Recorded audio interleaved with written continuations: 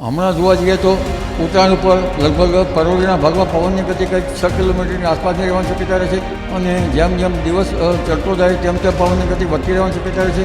પવન આંચકાની લહેરો આવે ત્યારે પતંગ રચવા માટે કંઈક હરકત થઈ શકે. 15મી જાન્યુઆરીએ પણ સવારમાં પરોળીમાં પવનની ગતિ ધીમી રહેવાની શક્યતા રહે છે.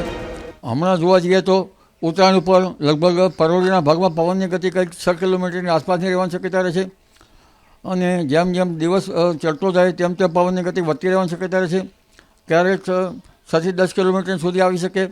આંચકાના પવનની ગતિ લગભગ 15 કિલોમીટર કે તેથી વધુ પણ થઈ શકે અને બપોરમાં પણ પવનની ગતિ વધઘટ રહેવાની શક્યતા રહે છે. બપોર બાદ પણ પવનની ગતિમાં વધઘટ થવાની શક્યતા રહે છે. એટલે એકંદરે જ્યારે પવન આંચકાની લહેરો આવે ત્યારે પતંગ રચવા માટે કંઈક હરકત થઈ શકે. બાકી એકંદરે 14મી જાન્યુઆરીએ ઉત્તરાયણનું પર્વ લગભગ પતંગ રચવા માટે સારું રહેવાની શક્યતા રહેશે. 15મી જાન્યુઆરીએ પણ સવારમાં પરોળીમાં પવનની ગતિ ધીમી રહેવાની શક્યતા રહેશે. દિવસ ચડતો જાય તેમ તેમ પવનની ગતિ વધતી રહેશે, વધવાની શક્યતા રહેશે. આંચકાની પવનની ગતિ વધારે હોય ત્યારે પવન ચગાવવામાં કંઈ હરકત આવવાની શક્યતા રહેશે અને બપોર બાદ પણ પવનની ગતિમાં વધઘટ થવાની શક્યતા રહેશે. આખરી ઠંડી લગભગ જનધનને હાનિ પહોંચાડી રહી છે, આવી રહી છે. નબળા પછી વૃક્ષો આવા છતાં પણ ઠંડી આવી રહી છે. ઉત્તરીય પર્વતીય પ્રદેશના હિમાલયના હિમાળુ પવનો હાથ ધ્રુજવી રહ્યા છે. નદીઓ ઉનાળામાં બરફની નદીઓ, બરફ ઓગળતા નદીઓના જળ આવતા હોય છે તેમાં પાણીના નીર જે છે એ સચવાઈ રહે. આ ઉપરાંત જોવા જઈએ તો હમણાં આકરી ઠંડી લગભગ જનધનને હાનિ પહોંચાડી રહી છે, આવી રહી છે. જોકે રવિ પાકો માટે આ ઠંડી સારી છે. આમ છતાં ઠંડી આવવાનું કારણ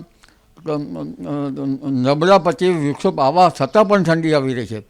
કારણ કે ઉત્તરીય પર્વતીય પ્રદેશના હિમાલયના હિમાળુ પવનો હાથ ધ્રુજવી રહ્યા છે. જો હિમાલયના ભાગમાં પશ્ચિમી વૃક્ષો મજબૂત આવે તો સારું, તો હિમચાદર બને અને હિમચાદર બને તો હિમાલયમાંથી નીકળતી નદીઓ ઉનાળામાં બરફની નદીઓ, બરફ ઓગળતા નદીઓના જળ આવતા હોય છે તેમાં પાણીના નીર જે છે એ સચવાઈ રહે. જો બરફ ચાદર બને નહીં તો હિમાલયમાંથી નીકળતી નદીઓમાં પાણીમાં વધઘટ રહેવાની શક્યતા રહે. અને આ રીતે જોવા જઈએ તો 18મી તારીખે જાન્યુઆરીએ 25 વૃક્ષો વાવવાની શક્યતા રહેશે. ત્યારબાદ 3-4 દિવસ પછી એ કંઈક પ્રભાવી 25 વૃક્ષો વાવવાની શક્યતા રહેશે. પરંતુ 25 વૃક્ષો પર લગભગ ભારતના ભાગમાં આવતા પશ્ચિમ પાકિસ્તાનમાં આવતા કમજોર થઈ જાય છે. પશ્ચિમી વૃક્ષો આવવાનું કારણ મુખ્ય મેડિટેરિયન સીમાંથી આ વરાળ રૂપિયા 25 વૃક્ષો ઉઠતા હોય છે. ત્યાં થઈને આરબ કન્ટ્રીમાં થઈને આ પશ્ચિમી વૃક્ષો લગભગ પાકિસ્તાનના ભાગમાં થઈને આપણા ત્યાં આવતા હોય છે. પણ નબળા પશ્ચિમી વૃક્ષો દેશના ઉત્તરીય પર્વતીય પ્રદેશોમાં અને કદાચ જમ્મુ કાશ્મીરના ભાગોમાં, પંજાબ હરિયાણાના ભાગોમાં અને ક્વચિત રાજસ્થાનના ભાગોમાં અને ક્યાંક લગભગ ઉત્તર ભારતના અન્ય ભાગોમાં પ્રભાવી રહેતા હોય છે. એક એન્ટી સાયક્લોન બનવાની શક્યતા રહે છે, એક સાયક્લોનિક સર્ક્યુલેશન બનવાની શક્યતા રહે છે અને બંગાળ ઉપસાગરમાં જે સિસ્ટમ બની રહી છે હાલમાં તે સિસ્ટમનો કંઈક ભેજ પણ મહારાષ્ટ્રના ભાગો, કર્ણાટક અને મહારાષ્ટ્રના ભાગો સુધીમાં આવવાની શક્યતા રહે છે. એટલે તારીખ 18મી જાન્યુઆરીથી હવામાનમાં પલટો આવશે. ત્યારબાદ જે બીજો 25 વૃક્ષો આવવાની શક્યતા રહેશે તેના કારણે પલટો આવશે. એટલે તારીખ 18થી 23 આસપાસ કે આ દરમિયાન ગુજરાતમાં વાદળો આવવાની શક્યતા રહેશે. મજબૂત 25 વૃક્ષો આવે અને ઉત્તર પશ્ચિમમાં સાયક્લોનિક સર્ક્યુલેશન થાય અને અરબ સાગરનો ભેજ અને બંગાળ ઉપસાગરનો ભેજ થાય તો માવઠું થઈ શકે. એટલે સાયક્લોનિક સર્ક્યુલેશન કેવા રચાય છે તેની ઉપર આ અસર રહેશે. પશ્ચિમ વિક્ષોભની અસરો જોવા જઈએ તો એક એટલાન્ટિક મહાસાગર, આરબ કન્ટ્રી અને મેડિટેરિયન સી. જો આમાં કાર્બન ઉત્સર્જન થઈ રહ્યું છે એવું એક મનાય છે. જાણવું કારણ પણ ન્યુક્લિયર એનર્જીની પણ અસર થતી હોય છે. એટલે લગભગ અને સહારાના રણ સુધી અસર થતી હોય છે. એટલે ન્યુક્લિયર એનર્જી ના અખતરાઓ ઘણી વખત થતા હોય છે.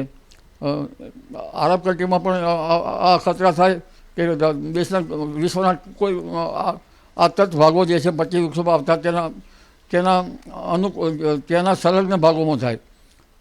મેરિટરીની સીમા પણ કંઈક અંશે કાર્બન ઉત્સર્જન થાય કે ન્યુક્લિયર અખતરા કે આવું કંઈક થાય તો ત્યાંની અસર પણ થાય એવું મારું માનવું છે.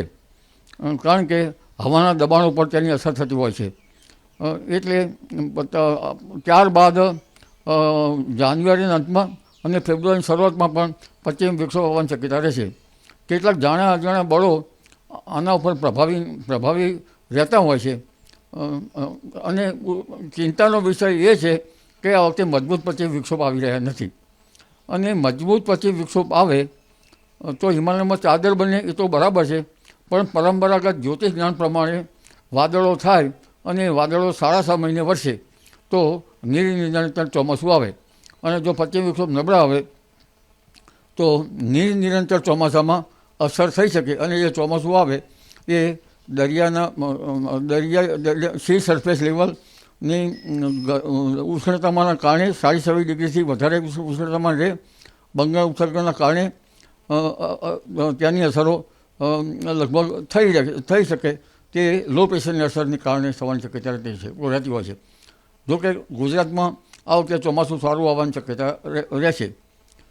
અલ નીનોની ધાસ્તી જુલાઈ બાદ કંઈક કહેવાય છે, પરંતુ આમ છતાં ગુજરાતમાં એકંદરે ચોમાસું પણ સારું હોવાની શક્યતા રહેશે.